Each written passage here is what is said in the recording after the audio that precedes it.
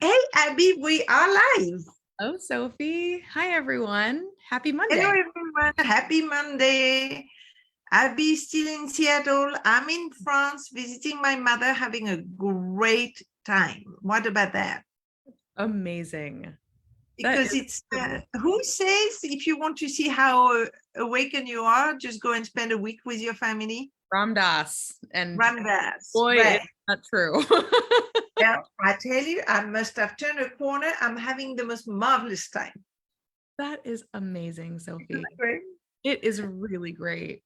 Yeah, really great. Ease and grace and fun and conversation. And my little mother is all into conversation and we laughed and yeah, it was such fun. Yeah, she was telling me it was such fun. We had such fun. And, I can get intense, right? So there is somebody, a businessman that is all about manipulation and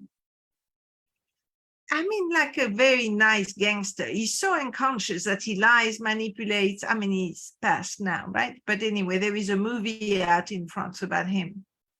And my mother said, I really admire what he does. And I was going, admire. So we had an hour and a half conversation about admiration until we actually settle on I am flabbergasted or astonished by the energy he puts in making it. And Wow. my mother got this huge insight about vocabulary and what word you choose. And I said, admire Jesus Christ, or admire Socrates, or admire Mother Teresa. Not admire a crook. Gosh, that's amazing. And your mom's 86. 6. See, it never stops the growth and the learning and the connection. That's so beautiful. But my mom is a champion. Yeah, That's she's just really extraordinary. Anyway, talking about that, I thought today, everybody, we will speak about what voice are you listening to, the voice of your ego or the voice of your soul. So the first thing is, right, Abby and everybody, we have a little voice in our head. Yeah. And in all my years of experience, I have never heard someone telling me that their little voice is telling them, you are so great. You are a gift to humankind. They are so lucky to have you. If you have that little voice, please keep it and disregard everything I'm going to say, right? But I really haven't. I have not met someone that has that. All right. So there is a little voice in our head. That little voice is always disempowering. Do you know the little voice I'm talking about, Abby? Who, me? Never. Yes, I know that little voice very, very well. Mine says, well, you're not wanted, you're disturbing, they don't want you around, they constantly, you're too loud, you're too intense, Yep. What does yours tell you? Mine says people don't really care. People don't really want to listen to you. You are making the wrong decision. That's the biggest and best That's one. the biggest one, right and wrong for you, right? Oh, right and wrong. It's a constant little voice of that's right, that's wrong. Is that right? Is that wrong? I don't know. I don't know. All right. So that little voice is the voice of the ego, meaning if you were to do the work, you will see that every single variation of that little voice comes from a specific antecedent in your past. Yes. I can map out what that little voice is saying in my life. I can literally map out exactly the year, the event, and so forth, right? So those conversations are automatic, they pass base. Some people tell me, no, it's my mother's voice. My little voice has the same sound than my mother or my father. That is really funny.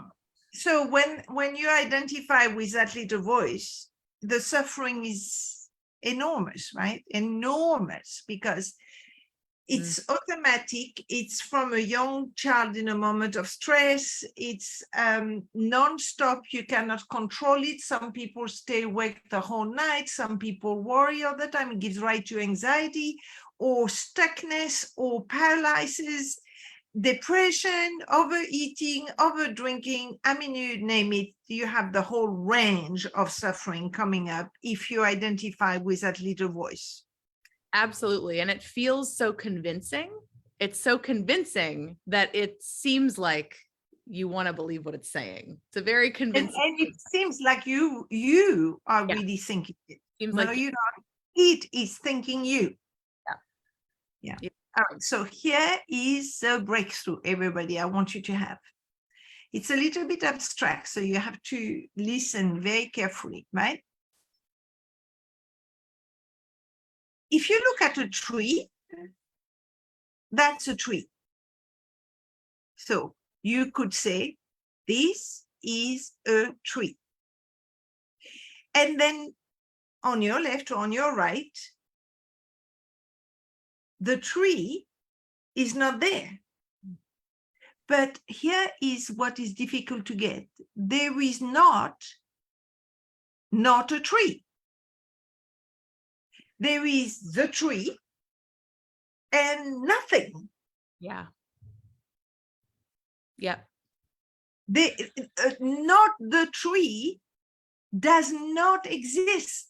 Yeah. It's Right? a very powerful, I mean, even if we take like we have pen, but we don't have, you would never say this is not a pen. You would never do that.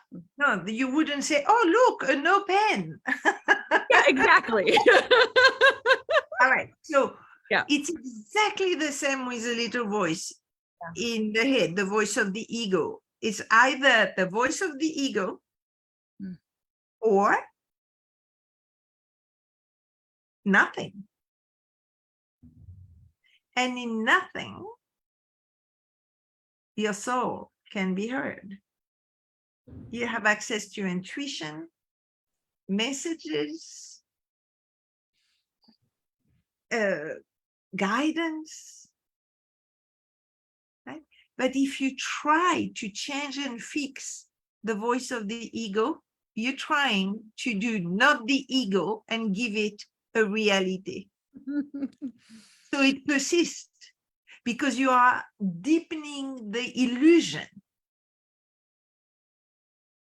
So there is no changing or fixing or doing anything with that, the voice of the ego in your head. There is only the education of being responsible for knowing. It helps me. That's why I lead the courses I lead, Abby, because it transformed my entire life, because I know exactly what that automatic voice comes from, right? Yeah. So then, once you recognize it as based in the past, coming from an upset child or adolescent or whatever, and that it is not you, you then don't do anything about it. Very often I give my students the picture of the cartoon. You know, in cartoon books, they have a bubble where they put the dialogue. Yes. Put your ego voice in the dialogue box. That's it. Don't do anything with it. Just put it over there and just go and lead your life. And very soon it will disappear. Right? But not the ego voice does not exist. It's either the ego voice or something else, like nothing. And in nothing, something can arise. Yes. Right? You know, it's powerful what you're saying too, because as you're speaking, it's presencing it for me. And I realize that, you know, a lot of people fear things like meditation because we hear this thing like you have to stop thinking. It's really not that. It's actually that's everything happening up here is just the voice of the ego. It's fine. And that's the point of connecting to the point of meditation is to go in and connect with that nothingness. It's not to like do something with that. So it's powerful what you're saying, because so often I find myself trying to talk myself out of what I'm hearing up here, which is still the same. Blaming yourself or feeling guilty that you have this ongoing commentary, right? Yes, exactly. Instead of stopping, just pausing and connecting to something deeper within me, with however you want to say it. And I call it my soul, however people speak of it, but it's a totally different thing than trying to talk yourself out of, into blame, shame, all the things that happen with that voice. I was in New York City about 5 or 6 years ago, right? And when I was living in New York, I lived in the United States for nearly 25 years. But after 15 years, I think, 15 or 16 years, I left. So I'm someone that cherish integrity. So I gave back my green card. And then I said, oh, no, I changed my mind. I want to go back. So I thought I will get my green card back. Not at all. Right. So I'm now in New York City, and I just got the news from the administration telling me, no, we're not giving you a green card. You let it go. So you're not getting a new one. And my little voice, I'm walking in the street of New York. I swear to you, my little voice is saying, well, they're out to get me. They don't want me here. They just don't want me to come back to the United States. They just dismissed me. And I suddenly heard it, right? Thank God for awareness. And I thought, yeah, the US government is getting up this morning and said, how can we make sure Sophie feels discarded, ignored, and we're going to pass laws so we make sure she's not going to get a green card. Like I was taking a law in the US personally. That's how absurd it is, right? So this is what needs to happen. This is what awareness makes possible, is you listen to you don't listen, but you hear that little voice. You hear how absurd it is. It's, what if that happened, and should have been doing that, and is that right, and is that wrong, and is that good, or is that bad, and what do they want, and what is their agenda, and should I be doing that, and what if I make a mistake, and on and on and on. But when you see it, then you can put it in the bubble. So I'd like to draw everyone's attention to something Sophie just said. You'll notice how careful Sophie is with language. She said, you listen. No, you don't listen. You hear the little voice. That's such an important distinction right there, just in that shift in language. We're not listening to the little voice. We're not really engaged in what it's doing, but we hear it so that we have the awareness to notice where it really belongs. It's a powerful distinction, even in that language of how we work with that little voice. Well done, Abby. Well, I mean, I have the teacher. What can I say? Okay, to see if we have any comments or anything. All right, let's see. We do have a few comments. Okay, great. I have another story. Oh, there is comments and questions. There's comments. Yep. So hi, Kim. Hi, Elizabeth. So Kim says, my ego thinks it knows sometimes. And then Kim says, so then there is knowing when I'm at nothing, my ego. Oh, Kim, so you're saying that you get to knowing once you're in the nothing. Is that what you're saying? Yes, I think so. That's great. And then we have Elizabeth Waters. Hi, Elizabeth. Thanks for being here with us. Elizabeth says, how do you move forward after a life and death experience and 2 months in the hospital? About to lose everything. I know I have a purpose, but not feeling life like before. The powerfulness seems to be missing. Well, the first thing is compassion, right, Elizabeth? If you spend 2 months in hospital in between life and death, it's shocking. You get to experience the possibility of dying, right? So lots of compassion. Don't expect not to be transformed by that experience. I always have two magic questions, Elizabeth. The first one is, what do I need to give up? And the other one is, what do I need to learn? So you can create a context in language, right? So your little voice and your ego little voice will say to you, what if that happens? What if that happened? What if that happened? But you, from directly connected to your soul, can create a context. Like if I was confronting life or death after 2 months at the hospital, I will say, okay, I have been given that experience. Maybe what I need to learn is to know that death is part of life. So maybe this is my opportunity to disappear my fear of dying, right? So it sounds easy because I'm not in a life or death situation, but those two questions have never failed me. But above it all, do not judge yourself, do not blame yourself, do not feel guilty about life feeling differently. Please be nice to yourself, right? That the little voice will not be nice. Just love yourself. As I said, I don't know where I said it. The only thing real is love, including love of yourself. All right, everybody. Abby, do you want to tell everybody about my course? I do. I would love to tell everyone about your course. So everyone, Sophie has her foundational course coming up in October 28th. It is such a fabulous, it is the most transformational course that I've ever done. And it allows you to get to know where that little ego voice started, how in the very specific pointed memory of when that voice started, which is a very powerful thing to know and understand about your own life.